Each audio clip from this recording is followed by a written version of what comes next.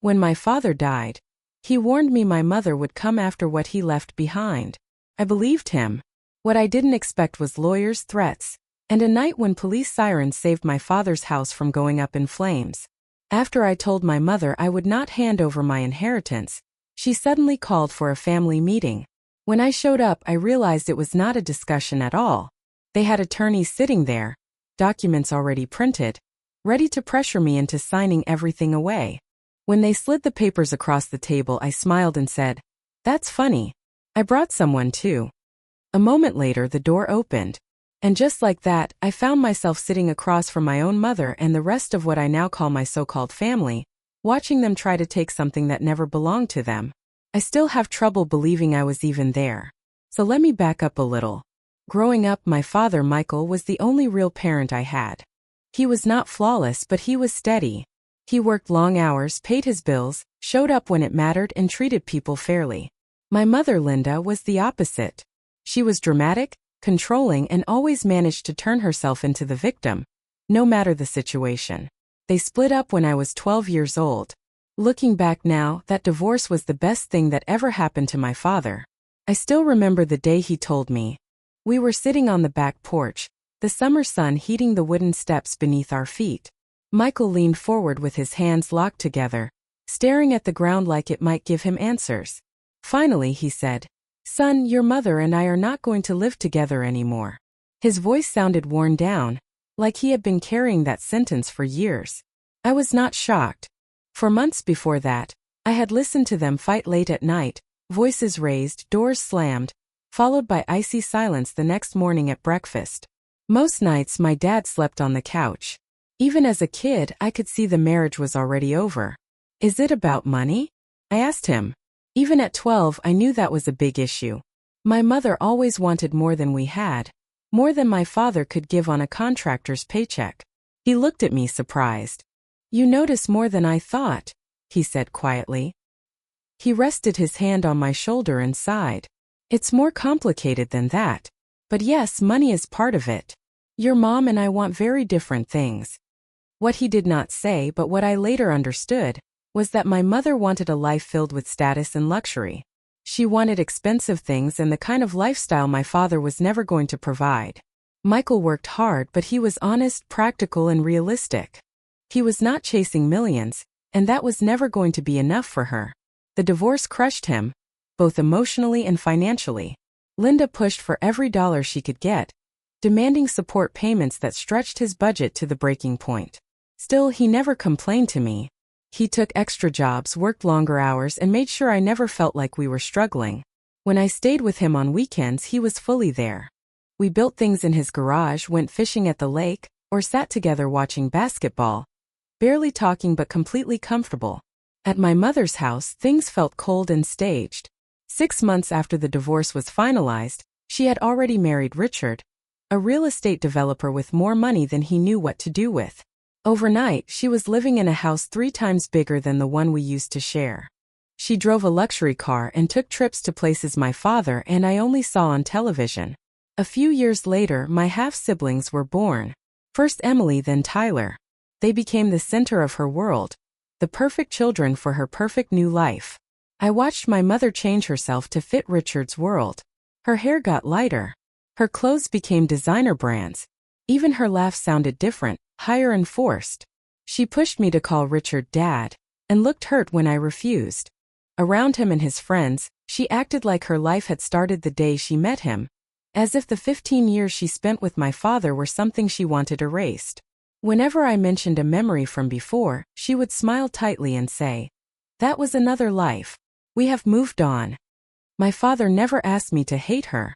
He never told me to choose sides. "She is still your mother," he would say whenever I vented. "You have every right to be angry, but do not let that anger take over who you are." That was Michael, always putting me first, even when it meant showing kindness to someone who had hurt him deeply. Last year, my father died suddenly from a heart attack. There was no warning. One day we were talking about finally taking that fishing trip to Canada, and the next day I was choosing his casket. It broke me. What came afterward nearly finished the job. My father's will was simple and clear. Everything went to me. The house, the savings, the investments. All of it. He did that on purpose because he knew exactly who my mother was. He had warned me once. She will try to take it, son. Be ready. I thought I was prepared. I had no idea how far she was willing to go. Less than a week after we buried my father, my mother started calling me non-stop. At first, she put on a soft voice, pretending to care. "How are you holding up, sweetheart?" she asked, like she was worried about my grief. That act did not last long. Soon the guilt trips began. She reminded me that if it had not been for her, I never would have had the life my father provided. After that came the demands.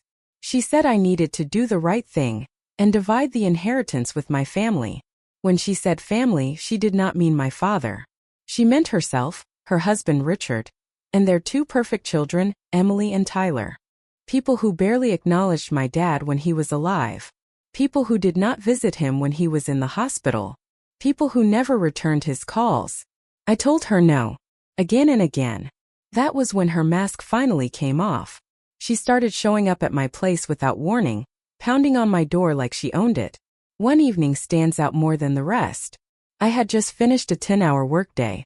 My body ached, my head was pounding, and all I wanted was a hot shower and some quiet.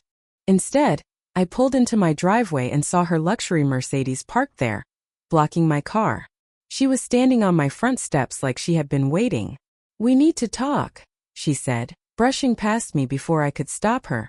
She looked expensive, wrapped in some cream-colored cashmere outfit that probably cost more than I paid for rent in a month. Her hair was flawless. Her makeup was perfect. Her eyes were sharp and cold. "Mom, I am exhausted," I said. "Can we do this another day?" She ignored me and began pacing my small living room, back and forth like a predator sizing up its prey. "This has dragged on long enough," she said. "It has been 3 weeks since the funeral. It is time for you to be reasonable." "Reasonable?" I shot back. "Like you were reasonable during the divorce? When you took everything you could from Dad?" Her expression tightened. "That is ancient history," she said. "This is about the present, about what is fair." "Fair," I said, my voice rising. "Fair would have been visiting him in the hospital when he had his first heart scare last year. Fair would have been answering his phone calls on his birthday. Fair would have been showing him even a little respect after everything he did for you." She flinched for a split second, then straightened up. "Your father made his choices and I made mine," she said. "That is in the past. But this inheritance affects all of us." "No," I said firmly. "It affects me. Dad left it to me because that is what he wanted. That is the end of it." Her face softened suddenly, slipping into a look that might have fooled someone who did not know her. "I am just worried about you," she said gently. "That much money all at once is a burden. You are young. You could make bad decisions."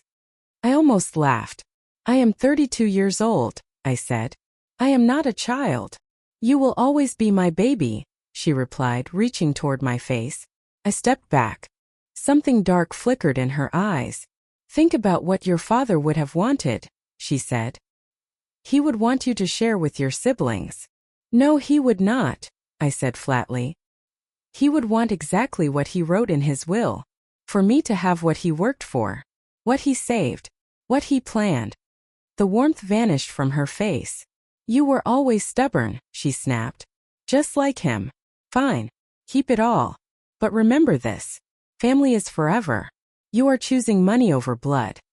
"That is funny coming from you," I said as I opened the door. "Is that not exactly what you did when you left?" She stormed out without another word. But I knew it was not over. My mother never quit when money was involved. When I stopped answering her calls, my half-sister started leaving long, emotional voicemails about how I was destroying the family. Then the threats came. My mother said she would challenge the will and drag me through court for years. I did not budge. Then, out of nowhere, I received an invitation to a family meeting. That alone should have warned me. My family never gathered unless there was drama involved. Still, something about it felt calculated. The wording was stiff and formal, nothing like the way my mother normally spoke. I almost ignored it. But something in my gut told me I needed to see this through. The invitation was printed on thick, cream-colored paper, the kind people use for weddings. The Hanson family requests your presence for an important family discussion, it said, followed by a date, a time, and my mother's address. At the bottom in smaller print it read, regarding the estate of William Jensen. Seeing my father's full name written like that made my blood boil. To them he was not a man. He was not my dad. He was an estate. A pile of assets they believed belonged to them. That night I called my best friend Mike. We had been close since college, and he had stood by me through my father's death and everything that followed. They are planning something, I told him, pacing my apartment. I can feel it. Then do not go, Mike said. You do not owe them anything. I know, I told him. But if I stay away, I will never know what they are planning. He went quiet for a moment. Then he said, all right, go. But do not walk in blind. And maybe bring backup. That idea stuck with me. My father had always trusted his attorney, Patricia Ramirez. She was direct, no nonsense, and had handled his business matters for years. She was the one who helped him put his will together line by line. After my dad died, I met with her and she was very clear. The will was solid. My mother had no legal claim. Everything was properly documented. The next morning I called Patricia and explained what was happening. She listened without interrupting me once. When I finished, she said, "This sounds like a setup. If you are going," she continued, "I am coming with you. But do not mention me ahead of time." I hesitated. Do you really think it is that serious? Your father was very specific about his wishes, she said. And he warned me about your mother. He said she would try something like this if he passed before she did. I promised him I would protect his will. On the day of the meeting, my stomach was in knots.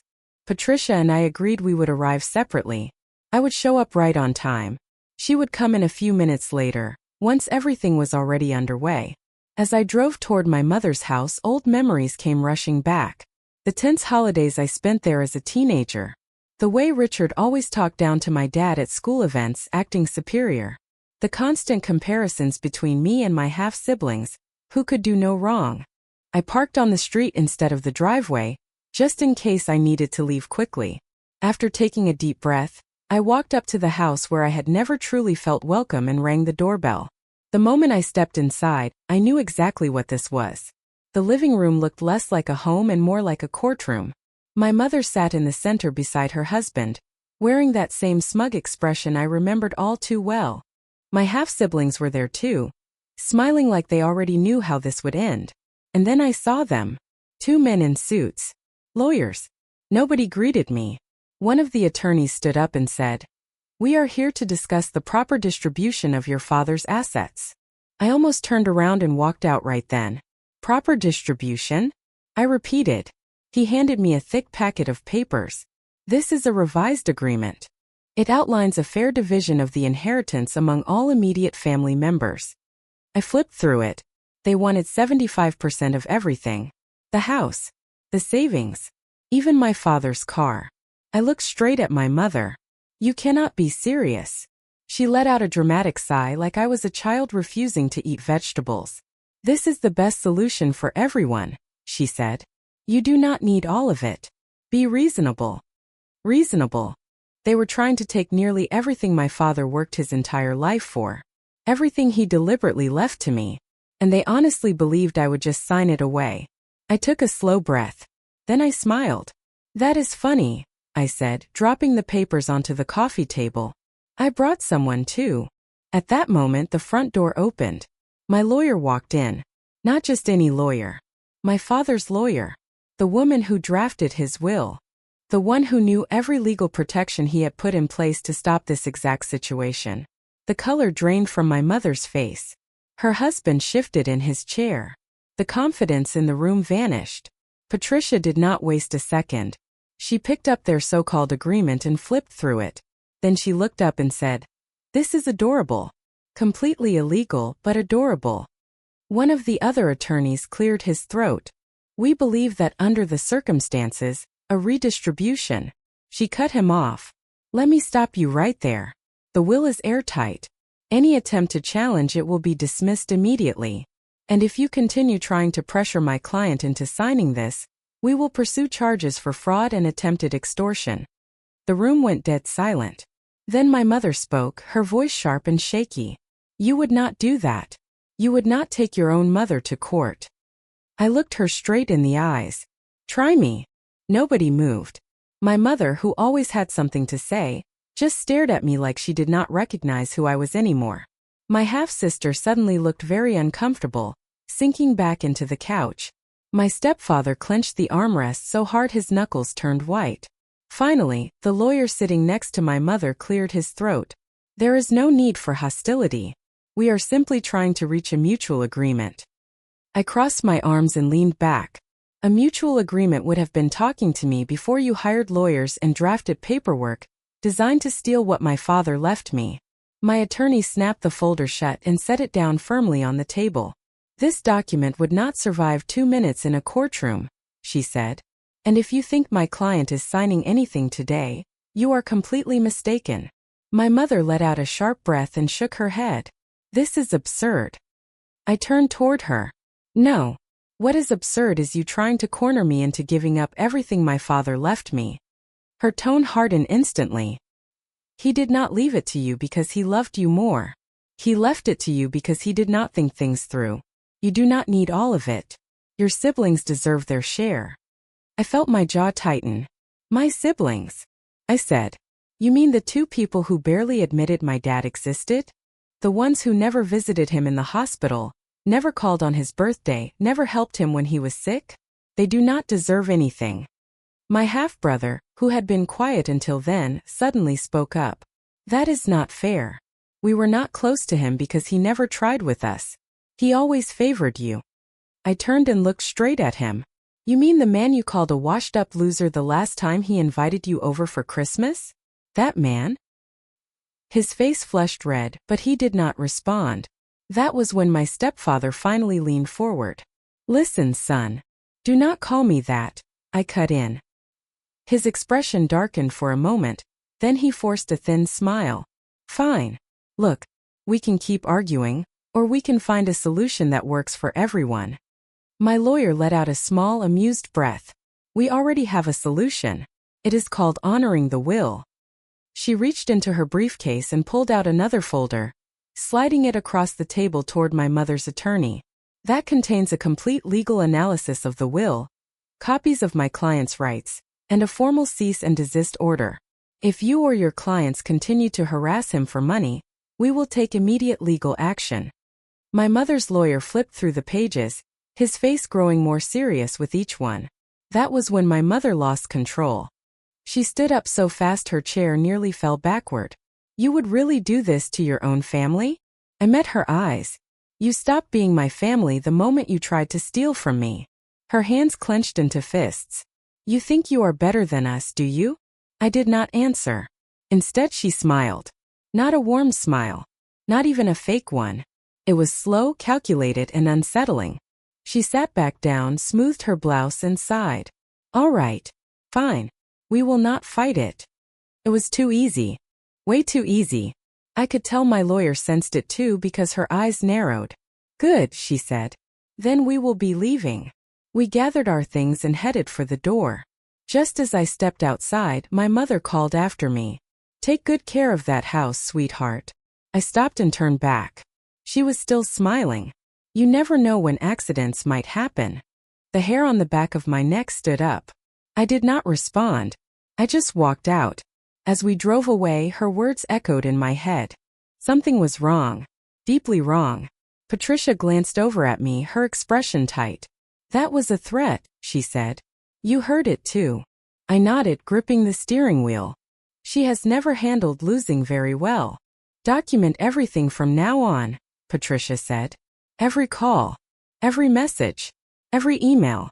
If she shows up at your place, record it. If anything happens to your property or the house, report it immediately. You really think she would go that far? I asked, even though part of me already knew. Patricia's face was serious. Your father did. That is why he made the will so secure. He was protecting you even after he was gone.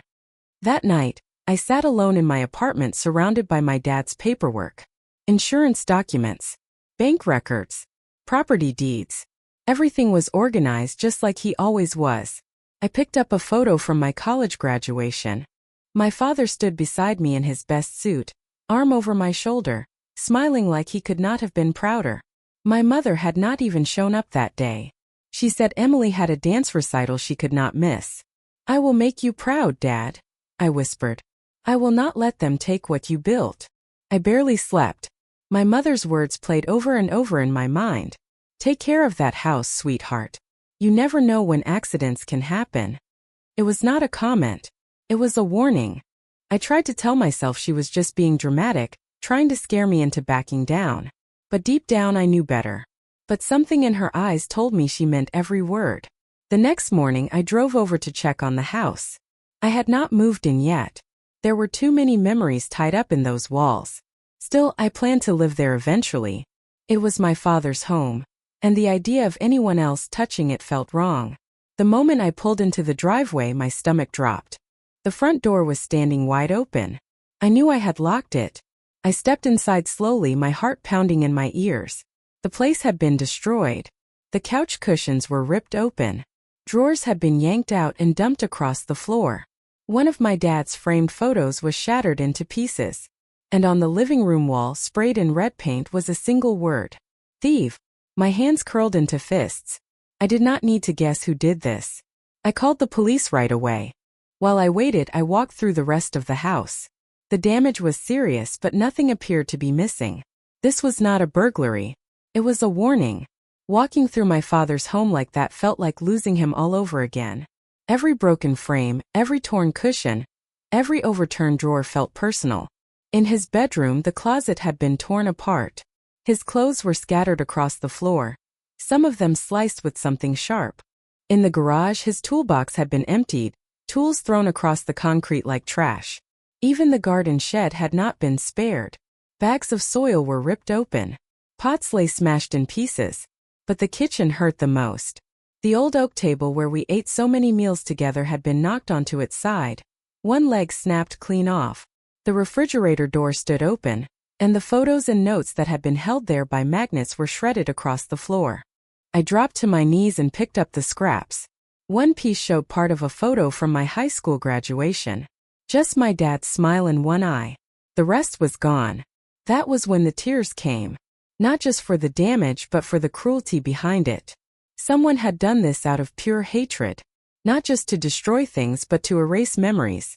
When the officers arrived, I told them everything. The threats. The inheritance fight. The so-called family meeting. They took notes, asked questions, but I could tell there would not be much follow-up.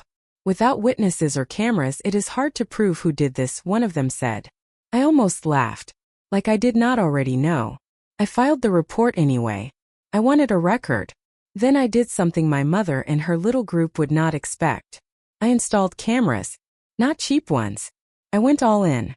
High-definition cameras with night vision and motion detection. Every entrance was covered. Front door. Back door. Garage. Even the hallway inside the house. Then I waited. After the break-in, I could not bring myself to leave the house unprotected. I called in sick to work and spent 3 days cleaning, fixing what I could, and setting up the security system. Mike came by to help. He brought tools and food and did not push me when I went quiet. "You should press charges," he said as we painted over the wall where thief had been sprayed. "With what proof?" I replied. "The police already told me they cannot do much." "Then move," he said. "Sell the house. Take the money and disappear." I shook my head. That is exactly what they want. For me to give up. I rolled the paint on harder than necessary. This was my dad's house. He loved it here. I am not letting them win. Mike studied me for a moment, then nodded. "All right. Then we do this the smart way." That night, after he left, I sat on the repaired porch steps, staring down the quiet street. My dad and I used to sit there on summer evenings, drinking beer and talking about everything and nothing. That house was more than wood and nails. It was proof of his life and his work. I was not walking away from it. The next day I called Patricia and told her what had happened. She was not shocked, but she sounded concerned. "This is escalating," she said. "Have you thought about a restraining order? Would that even help?" I asked. "They will just deny being there." "Maybe," she said. But it creates a paper trail. And if they try anything else? When, I corrected. Not if. When. 4 nights later at 2:37 in the morning my phone buzzed. Motion detected. Backyard. I sat straight up in bed and opened the live camera feed. There she was. My mother. She was dressed in black, moving through my father's yard with a flashlight. And she was not alone. Her husband was with her. And he was carrying what looked like a gas can. My blood went cold. I hit the record button on the camera feed and called 911. 911. What is your emergency? My mother and her husband are trying to burn down my house, I said. The dispatcher started asking questions, but my focus was locked on my phone screen. I watched, stunned, as my own mother handed her husband a lighter. Then I heard sirens. They must have heard them too. Panic hit instantly. My mother snatched the gas can from his hands, and the two of them ran toward the street. They did not make it. The police arrived before they could get away. I watched through the live feed as my mother screamed at the officers, spinning some ridiculous story about checking on the property. But the gas can in her hands told the real story. When the officers confirmed the can was full of gasoline, that was the end of it. They were arrested on the spot. I drove there immediately and arrived just as they were being shoved into the back of a patrol car. My mother saw me and lost it. You set me up, she screamed. You did this to me. I looked at her, my jaw locked so tight it hurt. No, I said calmly. You did this to yourself. She tried to lunge at me, but the officers held her back. That was the last time I ever saw her face to face. But the real aftermath was just beginning. They took my mother and her husband to jail that night. I stood there in the cold red and blue lights flashing across the pavement. My hands were shaking not from fear but from rage. They had planned to burn down my father's house. For what? Spite? Revenge? Greed? Whatever the reason, I was done. Done giving chances. Done hoping they would change. Done letting them treat me like I was still a kid they could push around. This time there were consequences. The days that followed were a blur of police reports, meetings with attorneys, and court paperwork. My mother was charged with attempted arson and conspiracy to commit a felony. Her husband faced the same charges.